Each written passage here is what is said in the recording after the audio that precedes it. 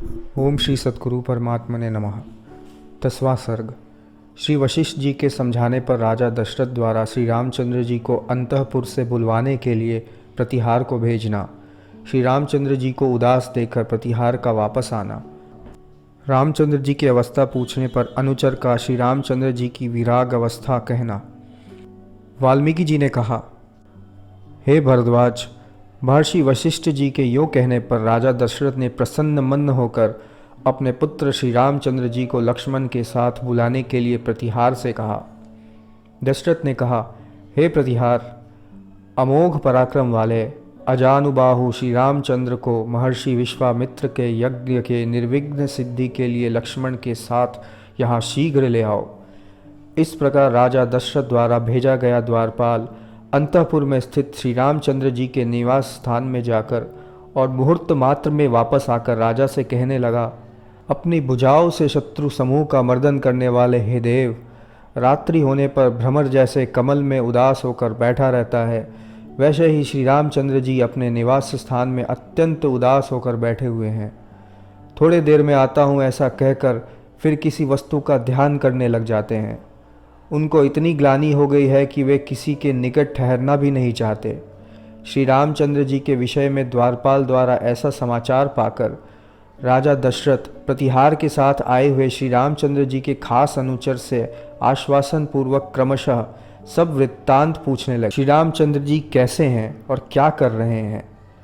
पूछे जाने पर उस सेवक ने अत्यंत उदास होकर राजा से ये वाक्य कहे, महाराज, आपके पुत्र श्री रामचंद्र जी को अत्यंत कृश और खिन्न देखकर उनके विषय में हम लोग भी इतने दुखी हो गए हैं कि हम लोगों का शरीर भी लकड़ी के समान हो गया है। कमल पत्र के समान नेत्र वाले श्री रामचंद्र जी ब्राह्मणों के साथ जब से तीर्थ यात्रा कर घर वापस लौटे हैं तब से वे अत्यंत खिन्न रहते हैं। अम्लान अर्थात कुमलाए शरीर वाले श्री रामचंद्र जी हम लोगों की बारंबार प्रार्थना से अपने संध्या वंदन भोजन आदि कार्य कभी करते हैं और कभी नहीं भी करते हैं। स्नान, देव पूजन, दान, भोजन आदि में सदा उदास रहते हैं और प्रार्थना करने पर भी तृप्ति पर्यंत भोजन नहीं करते। जैसे मेघ की धाराओं के साथ चातक खेल कूद अर्थात क्रीड़ा करता है, वैसे आंगन में झूला झूलने वाली अंतःपुर की चपल अंगनाओं के साथ श्री रामचंद्र जी कभी क्रीड़ा भी नहीं करते। जैसे थोड़े समय में स्वर्ग से गिरने वाले पुरुष को स्वर्गीय भोग सामग्री आनंद नहीं देती, वैसे ही मुकुल के सदृश आकार वाले मणिकाओं से जड़ित सुंदर केयूर और कटक भी उन्हें आनंद नहीं देते। क्रीड़ा करने वाली सुंदर रमणियों के कटाक्ष रूपी बाणों के समान बहने वाले सुगंध पूर्ण पुष्प की वायु से युक्त लताओं के निकुंजों में भी सदा उदासीन विषण्ण रहते हैं। जो पदार्थ उपभोग में लोक और शास्त्र से अविरुद्ध, मनोहर, स्वादिष्ट और कोमल हैं, उनसे भी अश्रुपूर्ण नेत्र के समान खिन्न हो जाते हैं। हाव भाव, लावण्य, विलास आदि से शोभित नृत्य करने वाली अंतःपुर की अंगनाओं को देखकर दुखदायिनी ये सब क्या कर रही हैं? इस प्रकार उनके नृत्य आदि विलासों को कटाक्ष करके श्री राम जी उन कामिनियों की निंदा करते हैं। भोजन, शयन, यान, विलास, स्नान, आसन आदि के निर्दोष होने पर भी उन्मत्त की तरह उनकी अवहेलना करते हैं। संपत्ति से, विपत्ति से, घर से और अन्यान्य व्यवहारों से क्या होने वाला है, क्योंकि ये सब असत हैं, अधिक दिन तक रहने वाले नहीं हैं, नश्वर हैं। ऐसा कहकर फिर चुप हो जाते हैं और एकाकी रहते हैं। परिहास से प्रसन्न नहीं होते, भोगों में आसक्त नहीं होते, कार्यों के सहयोग नहीं करते और किसी प्रकार के कार्यारंभ में आस्था नहीं रखते, किंतु मौन ही रहते हैं। जैसे चपल नेत्र वाली हरिणियाँ वृक्ष को आनंद नहीं देती, वैसे ही जिनके केशों में पुष्प और रत्नों की मंजरियाँ लगी हैं, श्रृंगार की हाव भाव आदि चेष्टाओं और कटाक्ष से जिनके नेत्र तिरछे हैं, ऐसी लल्लाएँ उन्हें आनंद नहीं देती। किसी उच्च वंशी पुरुष को नीच जाति के पुरुषों में कृतदास होने पर जैसे एकांत निर्जन प्रदेश और अरण्य आदि में रहना अच्छा लगता है, वैसे ही श्री रामचंद्र जी को एकांत में, नदी के तीर में, दिगंत में और निर्जन अरण्य प्रवेश में रहना अच्छा लगता है। राजन, वस्त्र, पान, भोजन, दान आदि से विमुख होकर श्री रामचंद्र जी संन्यास धर्म से दीक्षित सन्यासी का अनुकरण कर रहे हैं। अर्थात सन्यासी जिस तरह किसी वस्तु का परिग्रह आदि नहीं करता, वैसे ही श्री रामचंद्र जी भी किसी वस्तु का परिग्रह आदि नहीं करते हैं, विरक्त से रहा करते हैं। महाराज, रामचंद्र जी जन शून्य देश में एकाकी होकर रहते हैं और वहाँ मन लगाकर न हंसते हैं, न रोते हैं और न गाते हैं, किंतु पद्मासन लगाकर अपने बाएं हाथ में कपोल रखकर किसी ऊंची वस्तु का ध्यान लगाए बैठे रहते हैं। इष्ट और अनिष्ट पदार्थों के मिलने पर न हर्ष और विषाद करते हैं, न अभिमान करते हैं और न राज्य की इच्छा ही करते हैं। हम लोग यह नहीं जानते कि वे कहाँ जाते हैं, क्या करते हैं, क्या चाहते हैं, किसका अनुसरण करते हैं।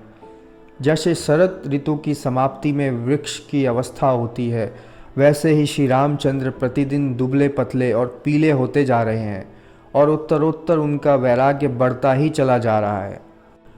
राजन, सर्वदा श्री रामचंद्र का अनुसरण करने वाले शत्रुघ्न और लक्ष्मण भी श्री रामचंद्र जी के समान दुर्बल होते जा रहे हैं, अर्थात श्री रामचंद्र जी के ठीक प्रतिबिंब के समान हो रहे हैं।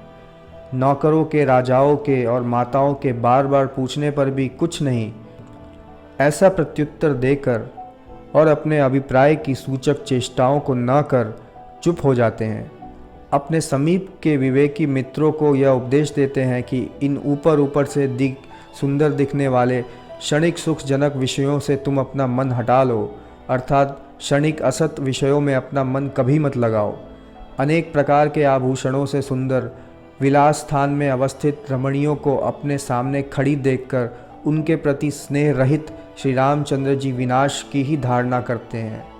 हम लोगों ने अपनी आयु परम पद की प्राप्ति के बिना यूं ही निरर्थक अनेक तरह की चेष्टाओं के द्वारा व्यतीत कर दी। इस प्रकार मधुर और स्पष्ट वाणी से श्री रामचंद्र जी बार बार गान करते हैं।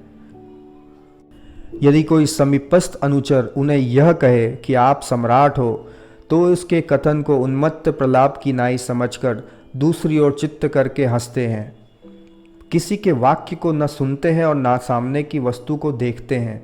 गुणादि से युक्त विस्मयोत्पादक उत्तम वस्तु के प्राप्त होने पर भी उसकी अवज्ञा करते हैं। आकाश रूप महारण्य में जैसे आकाश कमलिनी असंभव और विस्मयोत्पादक है, वैसे ही यह मन भी है। इसलिए श्री रामचंद्र जी को विस्मय नहीं होता है। तात्पर्य यह है कि जिस मन में बाह्य विषय द्वारा विस्मय होता है, वह मन ही आकाश रूप महारण्य में या आकाश स्थित अरण्य में कमलिनी की तरह स्वयं असंभव और विस्मयजनक है। जैसे विवेकी पुरुष के मन में आकाश कमलिनी से विस्मय नहीं होता, क्योंकि वह जानता है कि आकाश में पहले अरण्य का होना ही असंभव है, फिर उसमें कमलिनी कैसे होगी। वैसे ही श्री रामचंद्र जी यह जानते हैं कि कूटस्थ असंग आत्मा में मन का संसर्ग ही असंभव है और उसमें विस्मय आदि का होना भी असंभव है, अतः उनको किसी बाह्य पदार्थ से विस्मय नहीं होता। जैसे मेघ की धाराएं बड़ी भारी पत्थर का भेदन नहीं कर सकती, वैसे ही कामदेव उनके सुंदर स्त्रियों के बीच में रहने पर भी श्री रामचंद्र जी के मन का अपने बाणों से भेदन नहीं कर सकता। आपत्तियों के प्रधान निवास स्थान रूप धन को क्यों चाहता है? ऐसी शिक्षा देकर श्री रामचंद्र जी अपना संपूर्ण धन याचकों को दे देते हैं। और यह आपत्ति है, यह संपत्ति है, यह सब केवल कल्पनाओं से भरा हुआ मन से उठा हुआ भ्रम है। ऐसे श्लोकों को खूब गाते हैं। हाँ, मैं मर गया, मैं अनाथ हो गया, इस प्रकार लोग क्रंदन तो करते हैं पर वैराग्य को प्राप्त नहीं होते। यह बड़ा आश्चर्य है। ऐसा ही कहते हैं। रघुवंश रूप महारण्य में शाल वृक्ष समान शत्रुओं का मर्दन करने में समर्थ श्री रामचंद्र जी की ऐसी अवस्था देखकर हम लोगों को अत्यंत खेद हो रहा है। हे महाबाहो, इस प्रकार शोक से परिपूर्ण अंतःकरण वाले श्री रामचंद्र जी के विषय में हमें क्या करना चाहिए जिससे कि उनका शोक निवृत्त हो, यह हम नहीं जानते। अतः हे कमल नयन, हम लोगों को उपाय बतलाने के लिए आप ही हमारे दिग्दर्शक हों। प्रभो, राजनीति आदि व्यवहारों के उपदेशक राजा और अच्छे ब्राह्मण पंडितों को अपने आगे देखकर रामचंद्र जी अव्यग्र होकर उनकी हंसी उड़ाते हैं अर्थात उनका किसी प्रकार का सम्मान न कर तिरस्कार करते हैं। बाह्य दृष्टियों से अनेक प्रकार का दिखने वाला यह विस्तृत जगत विनाशी ही है। यह हम आकार वृत्ति से गम्य पदार्थ परमात्मा रूप वस्तु नहीं है, किंतु उससे भिन्न असत वस्तु है। ऐसा निर्णय करके उसमें जिज्ञासु होकर चुपचाप अवस्थित रहते हैं। महाराज, बाह्य जगत में अर्थात शत्रु, आत्मीय, मित्र, राजा और माता आदि में संपत्ति या विपत्ति में रामचंद्र जी किसी प्रकार की आस्था नहीं करते। आस्था से, आशा से, इच्छा से और आत्मविश्रांति की प्राप्ति से शून्य ये रामचंद्र जी न मूढ़ है और न मुक्त ही हैं। उन्हें ऐसा देखकर हम लोग बड़े दुखी या अत्यंत परितप्त होते हैं। जैसे वृष्टि का प्रतिबिंब होने पर चातक पक्षी अत्यंत उद्विग्न हो जाता है, वैसे ही श्री रामचंद्र जी भोग, आयुष्य, राज्य, मित्र, पिता और माता के विषय में अत्यंत उद्विग्न हो गए हैं। महाराज, यूँ आपके पुत्र श्री रामचंद्र जी के ऊपर अनेक प्रकार की चिंता, कृष्णता आदि विविध शाखा प्रशाखा के रूप से विस्तार पूर्वक आई हुई विपत्ति रूप लता का समूल उच्छेद करने में परम दयालु आप ही उद्योग करें। हे प्रभो, उस प्रकार के स्वभाव वाले श्री रामचंद्र जी को समग्र वैभवों से परिपूर्ण यह संसार रूपी जाल कृत्रिम और प्रतिकूल विष के समान प्रतीत हो रहा है। ऐसे महामोह से मोहित श्री रामचंद्र जी को संसार व्यवहार में प्रवृत्त कराने के लिए इस भूमंडल में कोई भी महाशक्तिशाली नहीं है।